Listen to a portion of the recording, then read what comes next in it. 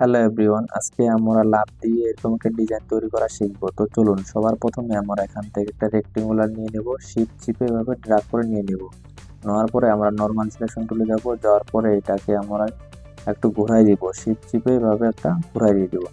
ঘোরাই দেওয়ার পরে আমরা চলে যাব অ্যাড অ্যাঙ্গল পয়েন্ট টুলে। অ্যাড অ্যাঙ্গল পয়েন্ট টুলে যাওয়ার পরে এটাকে আমরা শিফট চিপে এই পাশে একটা টান দিব, আর এই পাশে একটা শিফট চিপে এই পাশে একটা টান দিব। সবার প্রথমে আগে লাভ তৈরি করে নেব।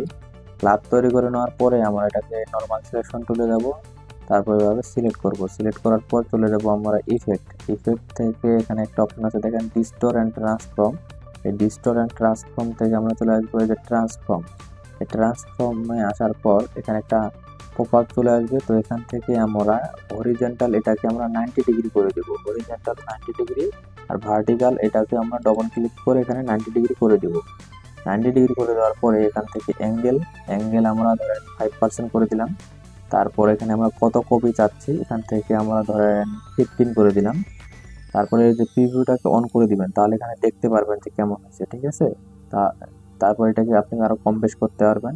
তো এখান থেকে আমি ওকে করে দিলাম। দেখেন আমরা খুব সুন্দর করে লাভ দিয়ে এরকম একটা ডিজাইন তৈরি করে ফেললাম। আর ভিডিওটি ভালো লাগলে অবশ্যই চ্যানেলটি সাবস্ক্রাইব করে পাশে থাকার চেষ্টা করবেন।